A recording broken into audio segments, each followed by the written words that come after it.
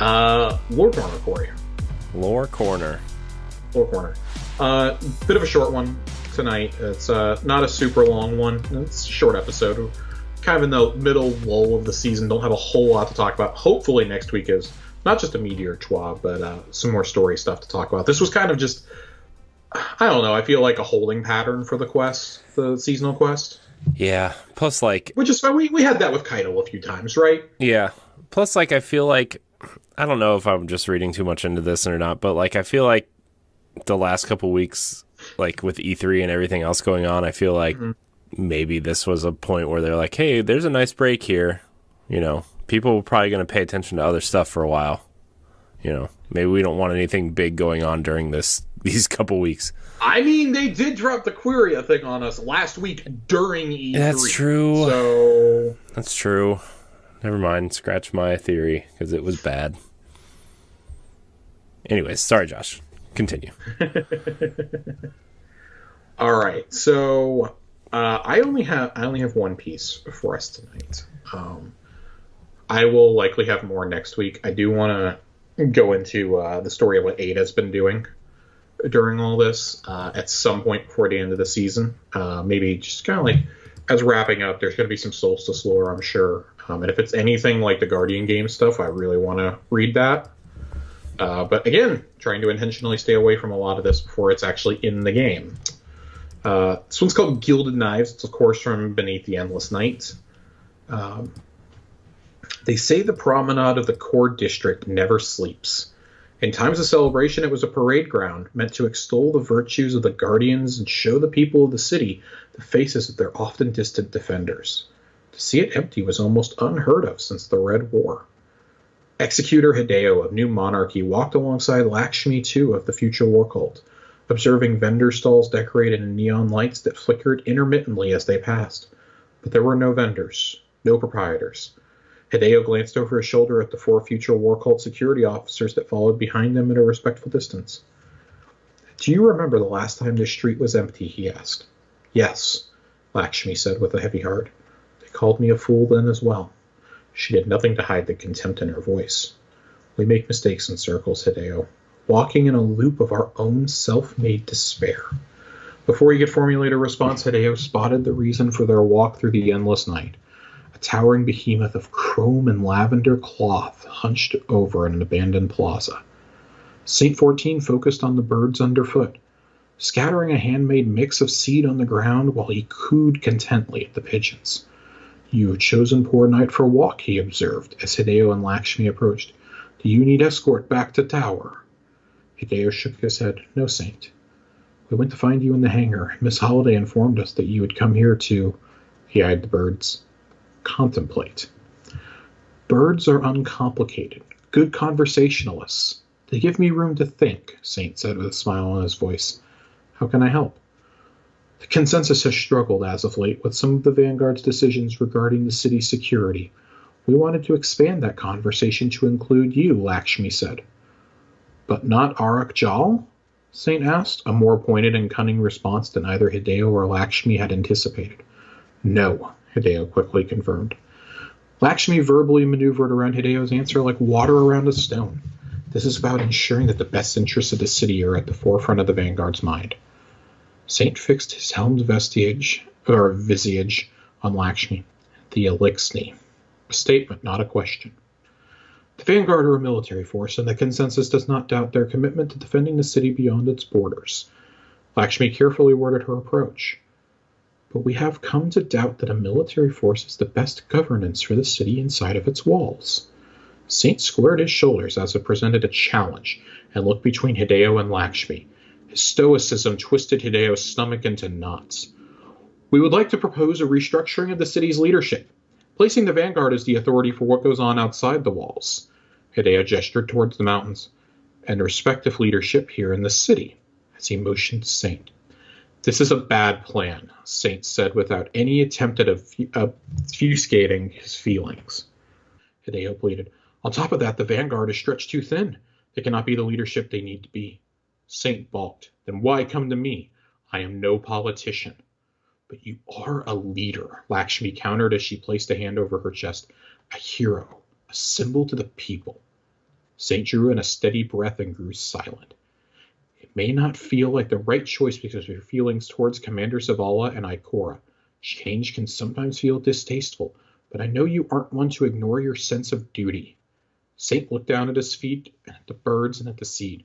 I must speak with Osiris, he asserted. Lakshmi briefly regarded Hideo and nodded. Give your partner our regards. I will, Saint said swiftly, scattering the last of the seed in his hand to the birds before departing the plaza. Hideo and Lakshmi waited under the watchful eye of the traveler until Saint was gone. If he tells Zavala or Ikora, Hideo said through clenched teeth, Osiris will stop him from doing anything so stupid, Lakshmi said, the softness in her voice gone. And if he is so short-sighted as to refuse us a Saladin dead. Hideo's stomach twisted again. So, her coup, Lakshmi's coup, is in full swing right now. We can surmise from this battle lines are being drawn. Dead Orbit is staying out of it completely. We knew they were going to try to play both sides. They kind of hinted at that a few weeks ago. It seems like we pretty definitively know they are not involved at this point. That they are just leaving the city altogether, as is their mission altogether. But I still think that they're part of the evacuation effort eventually, and therefore they are not involved in this. Saint changed a couple of weeks ago during the Mithrax encounter. And if you haven't done that quest, if you haven't seen that particular cutscene, I implore you to watch it as soon as humanly possible on YouTube, in-game, whatever. It is phenomenal storytelling. It's incredible. Yeah, it was really good. You're talking about the one where they did the artistic one where like the skull shines through the helm, right? Yeah. Mm-hmm. How they see Saint is it's a major thing. You know, how on Earth does everybody else see the hero of Earth? And he's seen as a demon, as a monster almost. And that leaves us with a very interesting position, I believe. I'm trying to see if I can find the conversation between him and Osiris, but I don't think it's been transcribed since it's spoken.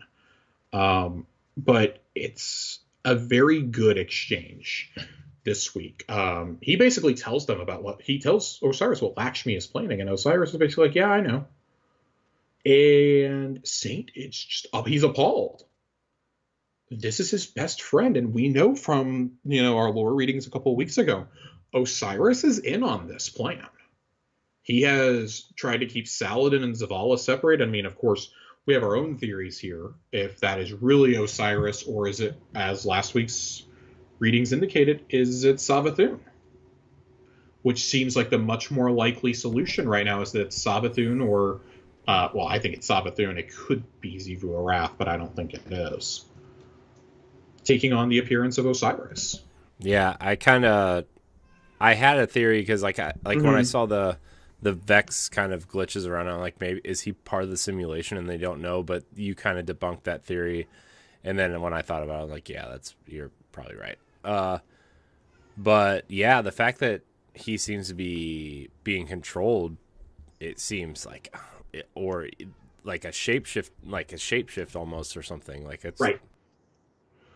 Well, because if we remember last week's, it says the form of Osiris, whoever it is can't hold it much longer. It's literally splitting at the seams. So you have to wonder, is that actually Osiris's body, or is it somebody just taking on the form of Osiris, which the god of trickery would certainly be able to do. And then it's just a question of how long does it take for not Osiris's plan to go into effect. And what happened to the real Osiris? You have to figure out that the city is probably going to learn Crow's identity before the end of the season. Yeah. And what happened to the real Osiris, right? Like, that's right. Also... Right. Is he dead? Is he locked in a trunk a la Mad-Eye Moody? Where's he at? I still like our Mad-Eye Moody theory. I do too. Hilarious. I'm secretly hoping that he's in like the smallest of like 8 chests, and like when we go to open it, just like keeps spewing loot out until Osiris pops out as an engram. Yeah, the last week of the last season, like when you go to do whatever the event is and you need to charge your thing to open the chest at the end, right? Osiris just pops out. Right. Yeah, so I mean, it's a fairly straightforward lore corner. I mean, and I enjoy that we're getting stories with Lakshmi and Hideo because we've never gotten these before. But it's pretty clear that Quiria may not be our biggest foe this season. There's long been rumors about having to fight a Dark Guardian in this game at some point. What if we have to do a boss fight against Lakshmi? I'm not saying like Crucible style or anything, but what if you have to 1v1 her somewhere? Yeah.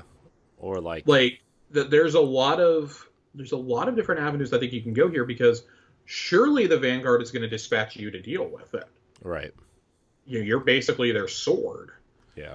And then you have to wonder like how the people of the city feel, because I mean, everyone is singing Savathun's song right now. They're all coming under the influence because it said once you hear the tune, you don't unlearn it. Right. In the lore, so you have to wonder, even if the Endless Night is beaten, Zavala doesn't quite know what's coming. And to that extent, our Guardian does not know what's coming either. Yeah. We have no idea. We only know this ourselves because we're reading the lore. Our Guardian does not know canonically. Right. They weren't kidding when they said that Ikora was coming back this season and is going to play a pretty big role going forward. Like, that's my biggest hint that I don't think the Vanguard falls apart. Yeah. But I don't think a new Vanguard is formed, is because why else would you say that? And like, Lance Reddick is of course at the forefront of the voices that we hear in this game. Right. I wonder if they'll. Man, I don't know. I still think there's going to be some sort of like Tower Civil War thing, and maybe it's not. Oh, there's absolutely a civil war. It's not. I mean, it's not going to be like, remember what at the beginning of the fucking expansion, faction wars.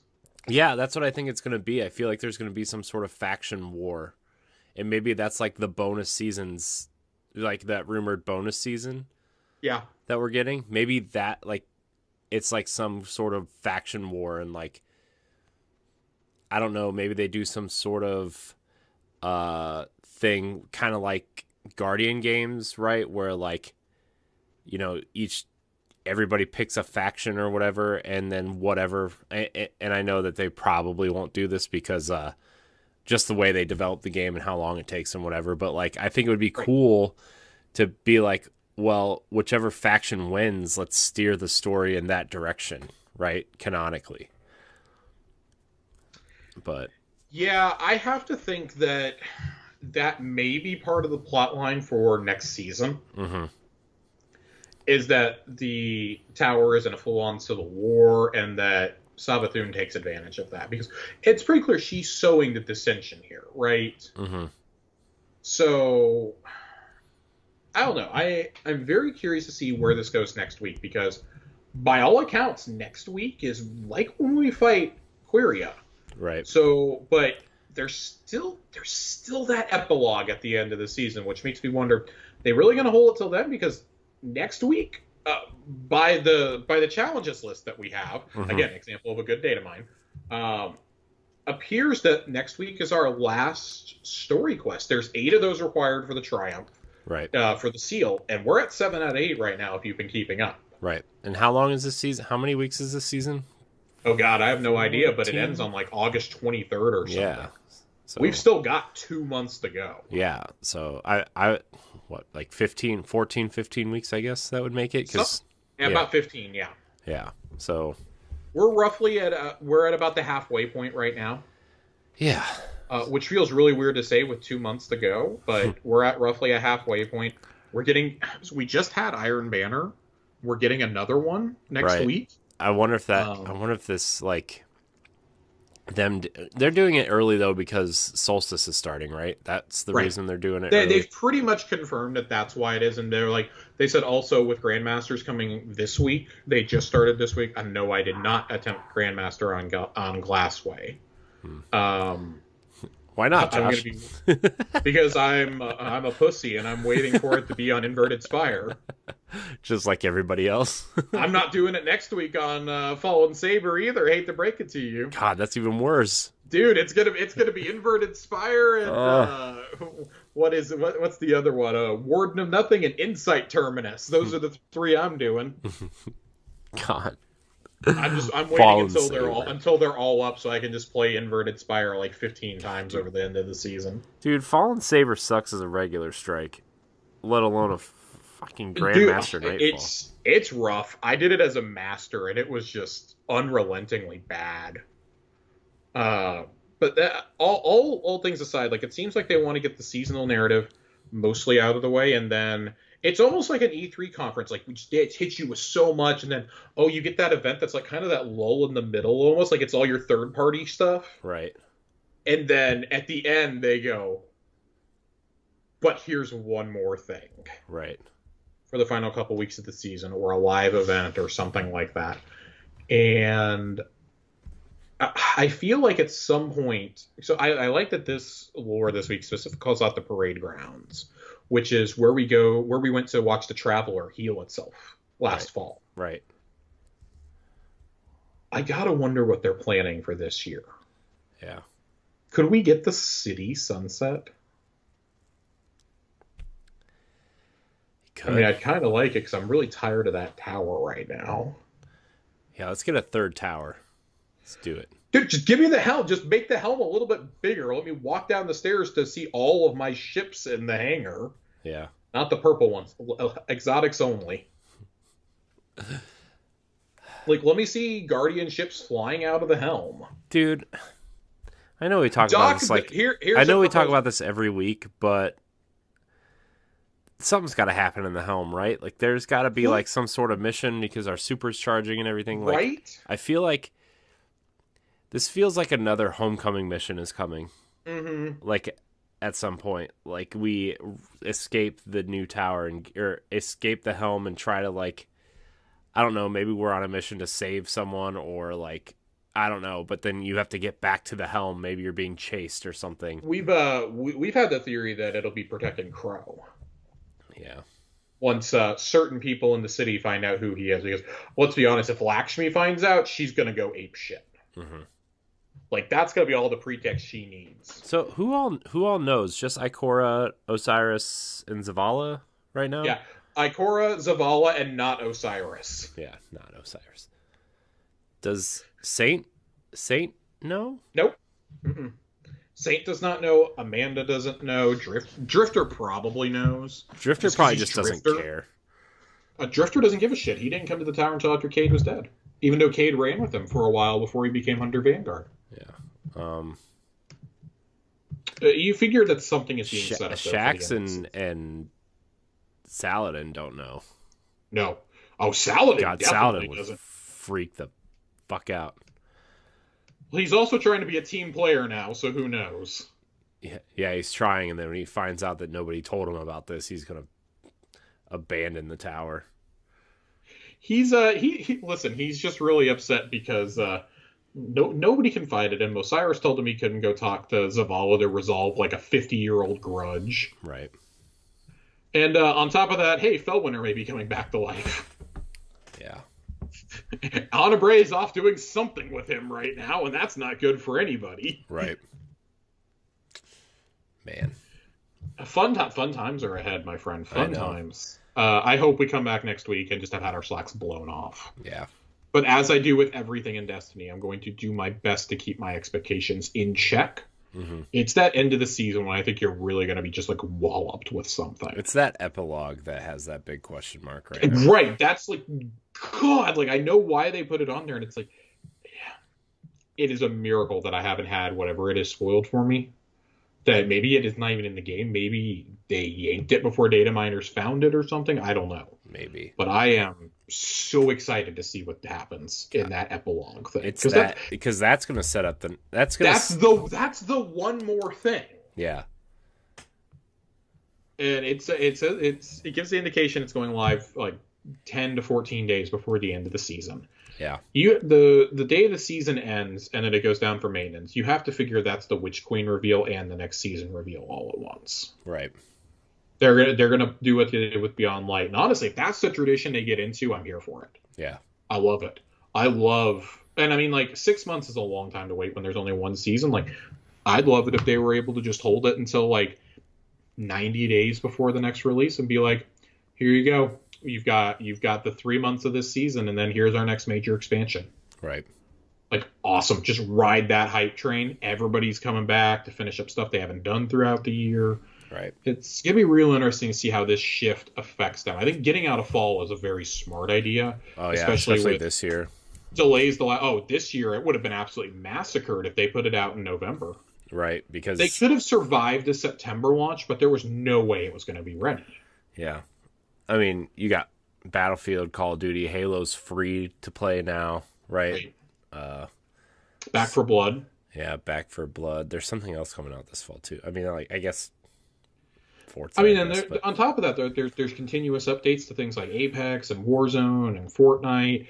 Like, those all siphon players off of this. There's a major Final Fantasy 14 expansion coming out. Whoa, you forgot the biggest one, Josh. Avengers Wakanda expansion. Jesus Christ. Somebody get Luke Lore on the line. Luke, I love you. I mean, no, Luke's too busy playing the Pirates DLC for Sea of Thieves. We'll never get him. He will never get him back anywhere. It's pretty fucking great. Okay. Yeah, that's what I hear. Part of me wants to reinstall it and at least check it out. I did reinstall it. I might. I watched my girlfriend play it for an entire afternoon and was like, yeah, I need to re-download this. God, no. Hold on. Now I gotta do it on the app. I love that we can just say, oh, okay, I'll download this. Fine. Sea of Thieves, Game Pass. God, thank God for Game Pass. Thank God for Game Pass. Well, there we go. Sea of Thieves, The Pirate's Life, downloading to my Xbox Series X right now. Thanks, Game Pass. Thanks, Phil. And team.